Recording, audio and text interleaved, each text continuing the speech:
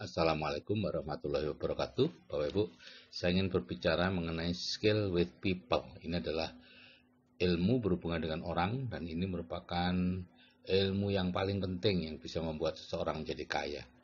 Jadi rata-rata orang yang kaya tadi tidak memiliki keterampilan akademis yang tinggi atau istilahnya agak bodoh lah di sekolah ya. Sehingga dia kemudian mengembangkan keterampilan lain untuk bisa menarik hati orang pada dirinya, yaitu yang disebut EQ atau emotional quotient. Dan itulah yang kemudian bermanfaat kepada kehidupan dia selanjutnya sehingga membuat dia menjadi kaya. Nah, sebagian besar orang yang dipecat dari jabatannya itu karena ketidakmampuannya dalam skill with people, bukan karena kemampuan teknisnya, Bapak Ibu. Tapi umumnya ini ya, kasar kepada atasan, kasar kepada bawahan, membantah atasan dengan seenaknya, merasa punya hak untuk melurus-luruskan atasan. Itu semua adalah kerendahnya kemampuan skill with people dari orang tersebut ya. Dan orang itulah yang kemudian menjadi mudah atau dipecat dari perusahaannya. Oke, saya mulai Bapak Ibu ya. Bagaimana kita itu belajar dan membeli ya.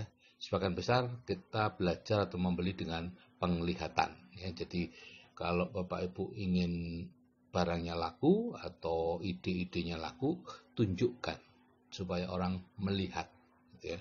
Karena dengan penglihatanlah 83% orang membuat keputusan bagaimana kita akan membeli. Bagaimana kita mengingat informasi ya, tentunya kalau hanya membaca atau mendengar rendah sekali kita ingat, tidak mudah kita ingat. Begitu juga melihat, tapi kalau kita melihat dan mendengar sekaligus itu 50%, ya 70% masih mengingat ketika kita bicara ya. 90% dari yang kita katakan ketika kita melakukan sesuatu ya. Jadi makanya para pilot, para pegawai kereta api di Jepang itu setiap kali bertugas dia sambil melakukan sesuatu dia mengatakan, saya sekarang memijat tombol ini, memasang ini, terus sambil dia melakukan untuk mengingat informasinya. Nah sekarang bagaimana kita memahami manusia ya, daya ingat 3 jam kemudian itu kalau kita hanya memberitahu itu hanya 70%, tapi 3 hari kemudian turun sampai 10%, tinggal 10%. Kalau kita memperlihatkan, maka 3 jam kemudian ingat 72%, tapi 3 hari kemudian tinggal 20%. Nah, tapi kalau kita gabungkan, di samping memberitahu secara lisan, kita juga memperlihatkan. Maka 85% masih akan ingat dalam waktu 3 jam dan 65% masih ingat sampai 3 hari kemudian. Jadi lebih baik memberitahu dan memperlihatkan. Nah, ini penting Bapak Ibu memahami orang dan kodrat manusia ya. Orang itu terutama hanya tertarik kepada diri mereka sendiri, bukan kepada Anda. Nah, sebaliknya, Anda juga 10.000 kali lebih tertarik pada diri Anda sendiri daripada Anda tertarik pada orang lain di muka bumi ini. Coba perhatikan pada saat Bapak Ibu melihat sebuah foto orang-orang ya. Siapa yang dicari pertama kali? Anda. Kalau foto Anda tidak ada di situ, tiba-tiba kehilangan minat itu ya. Karena Anda sudah sebenarnya tidak tertarik pada orang lain. Nah, sifat atau kodrat manusia ini ya, yaitu egois ya, tidak usah malu, egois memang begitulah kodratnya. Ini justru bisa kita gunakan sebagai kunci untuk memahami orang lain, yaitu mengalihkan perhatian dari diri kita kepada orang lain. Itu saja, supaya nanti orang lain juga melakukan hal yang sama. Nah, yang kedua yaitu cara terampil untuk berbicara dengan orang. Ya. Kalau ingin berbicara dengan orang, bicaralah tentang topik yang paling menarik bagi mereka, yaitu diri mereka sendiri. Jadi berbicaralah hanya tentang diri mereka sendiri. Bertanyalah tentang mereka, bagaimana keluarganya Pak Andi, bagaimana putri Anda sudah menikah itu tinggal, apa ini foto keluarga Anda, seperti itu. Jangan hilangkan deh kosakata saya itu ya. Orang bosan mendengar kata saya. Cara terampil untuk membuat orang merasa penting adalah pertama dengarkan mereka ya. Anda lihat di bab 5 nanti. Bagaimana cara mendengarkan mereka. Kemudian puji dan hargailah mereka. Gunakan nama dan foto mereka sesering mungkin. Berhentilah sejenak sebelum Anda menjawab mereka. Ya.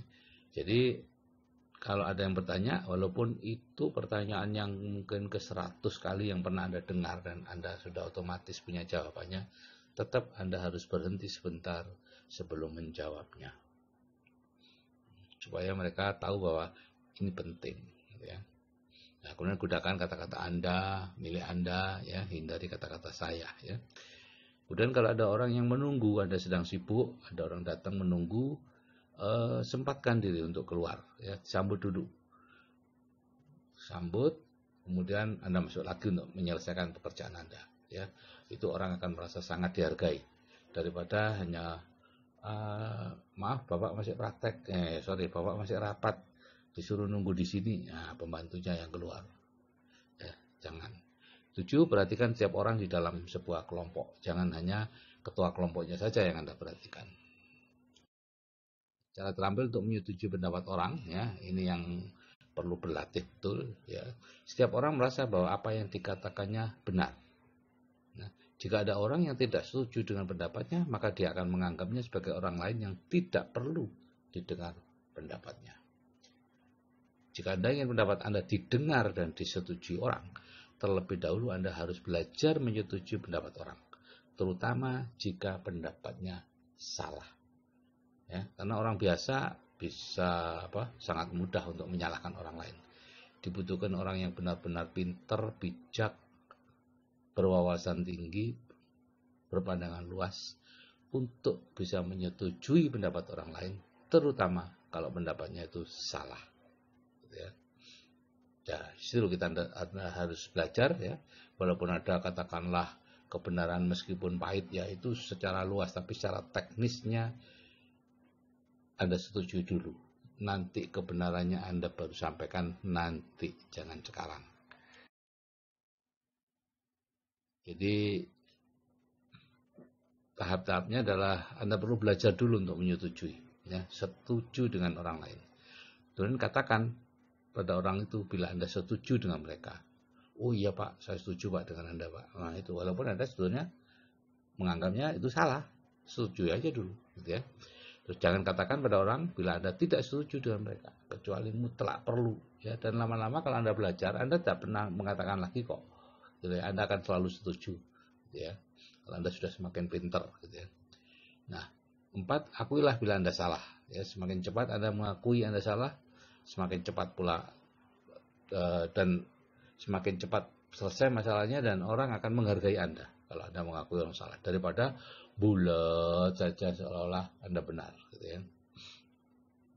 5, tahanlah diri Anda untuk tidak berdebat, karena tidak ada positifnya sama sekali dalam hal berdebat, Bapak Ibu, ya. Berdebat selalu negatif, hasilnya semua kalah, tidak ada yang menang dalam berdebat, gitu ya. Paling orang yang lebih bijak akan berpikir, sing waras ngalah, dan dia pura-pura ngalah. Dan enggak. Karena orang semakin orang merasa pendapatnya itu selalu benar. Kalau enggak benar, enggak akan dikemukakan. Orang tidak akan pernah mengatakan sesuatu yang memang salah, kecuali dia agen intelijen atau apa gitu ya, yang dia sendiri tahu ini salah tapi tetap dikatakan, atau politikus ya lain lagi, ya. Tapi secara normal orang selalu mengatakan atau selalu mengatakan hal yang menurut dia benar. Sehingga kalau diluruskan, dia akan merasa semakin bertahan bahwa itu benar. Jadi jangan berdebat. Terus yang terakhir, yang ke-6, tanganilah orang yang berkelahi dengan cepat, dengan tepat, ya. Orang yang berkelahi hanya ingin berkelahi, jadi ya udah, enggak usah diteladeni, gitu ya. Nanti dia akan malu sendiri, gitu ya. Cara terampil untuk mendengarkan orang, Bapak Ibu, ya. Semakin Anda mendengarkan, Anda akan semakin pandai, semakin disukai, dan semakin baik sebagai pembicara. Kenapa? Karena seorang pendengar yang baik dianggap pembicara yang baik. Karena dia sedang membiarkan Anda untuk mendengarkan pembicara yang paling favorit bagi Anda, yaitu Anda sendiri, ya. Caranya gimana untuk mendengarkan orang? Yang pertama, menatap orang yang sedang berbicara. Jadi kalau Anda pantas mendengarkan dia, maka Anda pantas pula untuk menatapnya. condongkan badan ke pembicara dan dengarkan dengan penuh perhatian. Kalau perlu agak ngowoh gitu ya. Buka mulut Anda gitu ya, seolah-olah wah, Anda tidak ingin kehilangan sepatah kata pun perkataan dari orang itu. Dan jangan duduk bersandar ya, tentu Anda duduk di tepi sofa ya. Mana mungkin Anda bisa duduk bersandar sambil mencondongkan badan ke si pembicara, nggak mungkin ya. Kemudian ikuti topik pembicaraan, atau yang ketiga, ajukan pertanyaan, karena pertanyaan adalah penghargaan yang paling penting, yang paling tinggi bagi seseorang, yang menunjukkan bahwa Anda mengikuti perkataannya ya. 4, ikutilah topik si pembicara dan jangan memotong atau menyela. Seberapapun kebeletnya Anda untuk menyela ya, karena Anda ingin menceritakan sesuatu yang penting gitu. Jangan, tunggu aja terus biar ikuti. Kalau perlu Anda gigit bibir Anda supaya tidak keluar sepatah kata pun. Yang kelima, gunakan kata-kata si pembicara, Anda, milih Anda ya kalau pada waktu bertanya. Bagaimana cara terampil untuk mempengaruhi orang? Ya, mempengaruhi orang itu cukup mudah Bapak Ibu, yaitu Anda perlu mengetahui apa yang orang itu inginkan, itu aja, gitu ya. Dan di pendidikan N21 sudah ada itu 9 faktor motivasi, 5 pertanyaan emas, itu semua untuk mengetahui apa yang orang inginkan. Ya, dan itu bisa Anda pakai dalam segala hal, gitu ya. Setelah Anda tahu apa yang orang inginkan, Anda tinggal menunjukkan bagaimana mereka bisa mendapatkan apa yang mereka inginkan dengan melakukan apa yang Anda ingin mereka lakukan. Ya. Jadi kalau misalnya ada orang bertanya, Pak, ke balai kota mana Pak? Oh sebelah sana, gitu ya. Nah, sulit Pak kalau Bapak Anda pakai mobil ini, pakai ojek itu aja karena macet di sana. Anda parkir aja di sini. Itu artinya Anda menunjukkan bagaimana mereka bisa mendapatkan, yaitu mereka ke balai kota dengan melakukan apa yang Anda ingin mereka lakukan, yaitu naik ojek. Ya.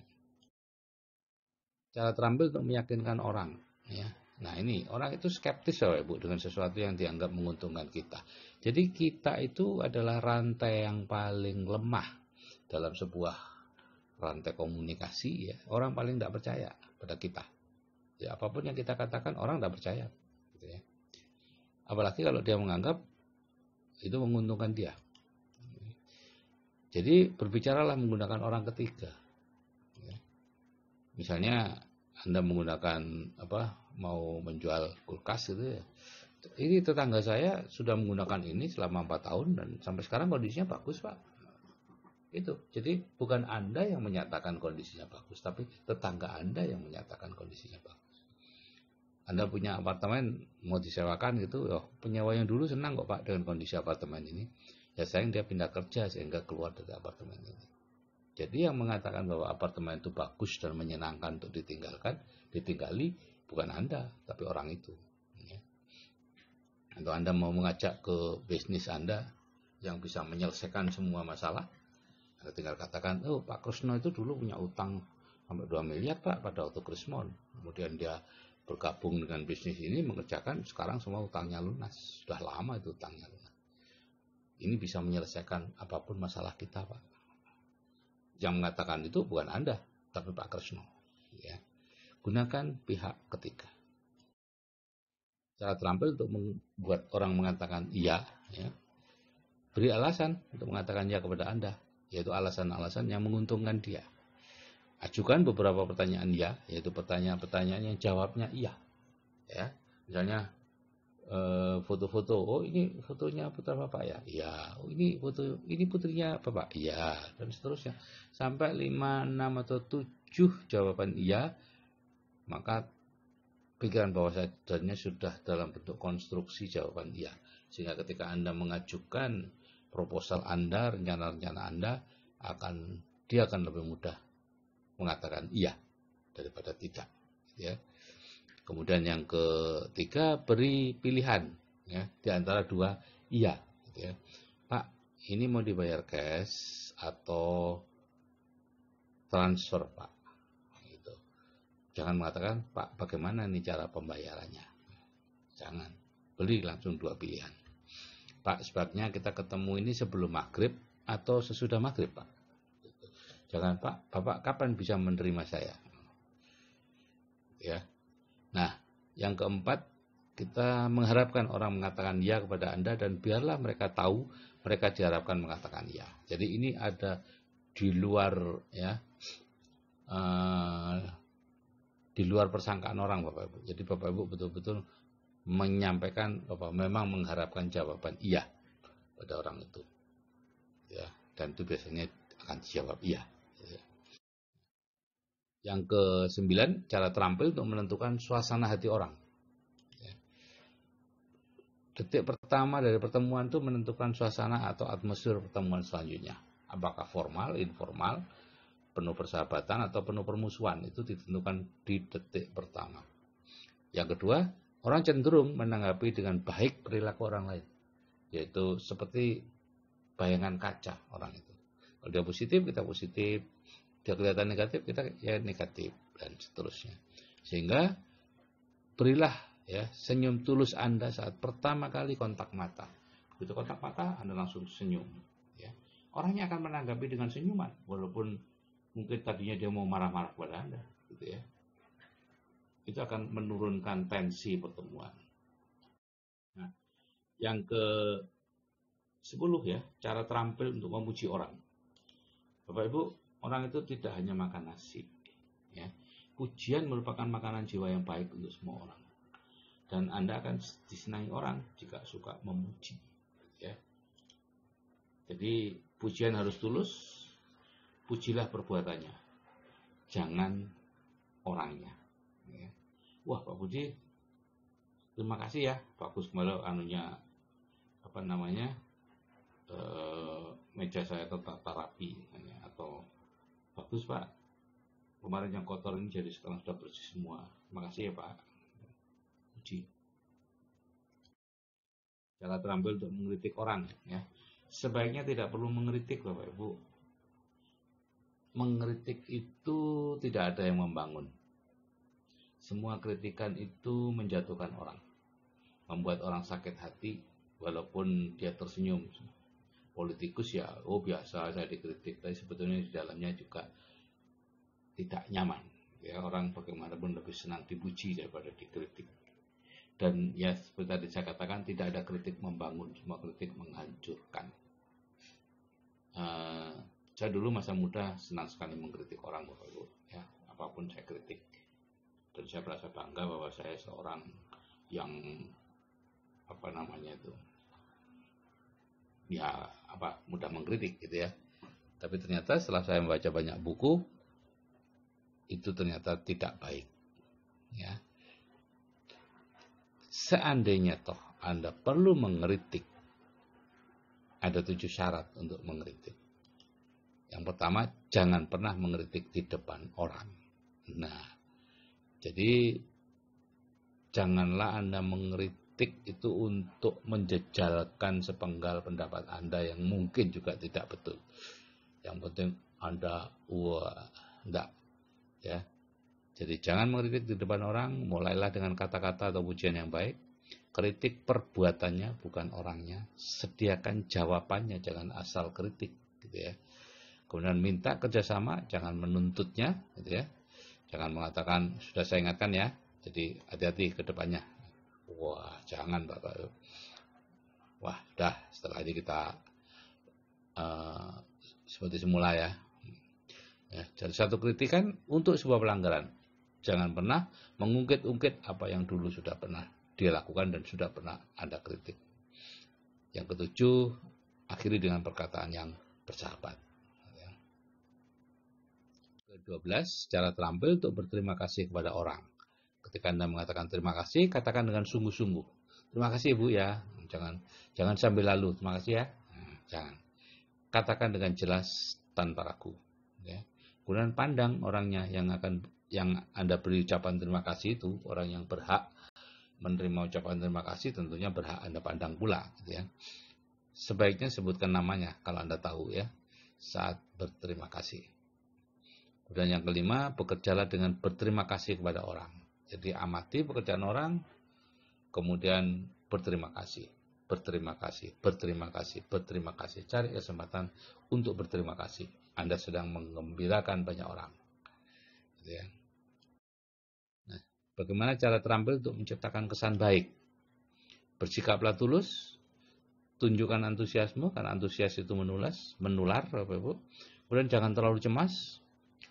Kalau orang sering menampakkan cemas, dia menunjukkan kualitas yang jelek, Bapak Ibu, sebagai orang. Ya, tidak optimis, negatif, ya. Dan itu tidak menimbulkan kesan baik pada orang lain. Ya. Sebentar-bentar cerita tentang penyakitnya, begini, itu menunjukkan orang tidak respect pada Anda, Bapak Ibu, ya, tidak punya kesan baik. Dan yang keempat, jangan berusaha membangun diri Anda dengan menghambat orang lain, ya, mengkritik atau apa, supaya Anda kelihatan nonjol, jangan, ya. Dan yang kelima, jangan memukul siapapun atau apapun, ya, memukul secara fisik maupun secara mental dengan perkataan-perkataan yang menghina dan sebagainya. Yang ke-14, cara terampil untuk melakukan percakapan, ketahuilah apa yang Anda katakan, jangan berdiri terus bengong gitu, ya. Kemudian katakanlah dan duduk, jangan terlalu panjang lebar, pandanglah pendengar sewaktu Anda berbicara, ya. Bicarakan apa yang menarik minat pendengar, ya, jangan berbicara di luar topik, ya. Dan yang kelima, janganlah berusaha membuat pidato, ya, karena orang sudah bosan mendengarkan pidato. Jadi berbicara seperlunya, kemudian duduk saja, gitu, yang nomor 2 itu. Nah, Bapak Ibu, ilmunya sendiri tidak terlalu bernilai, ya, tapi penggunaan ilmu ini yang membuatnya bernilai, ya, dan akan memberikan kehidupan yang luar biasa kepada Bapak Ibu kalau Bapak Ibu bisa menerapkan ini, belajar ini, ya, dengarkan berkali-kali, baca e-booknya berkali-kali supaya Bapak Ibu tahu bagaimana cara menghadapi orang atau memiliki people skill. Dan Bapak Ibu perlu tahu, hidup tidak membayar Anda atas apa yang Anda pikirkan atau Anda ketahui, tapi hidup membayar Anda atas apa yang Anda lakukan. Jadi lakukan saja langkah-langkah dalam berhubungan dengan orang. Oke Bapak Ibu, kalau saya yang sudah berumur saja bisa, saya percaya Anda juga pasti bisa. Saya akhiri sekian. Wassalamualaikum warahmatullahi wabarakatuh. Salam sejahtera untuk yang lain.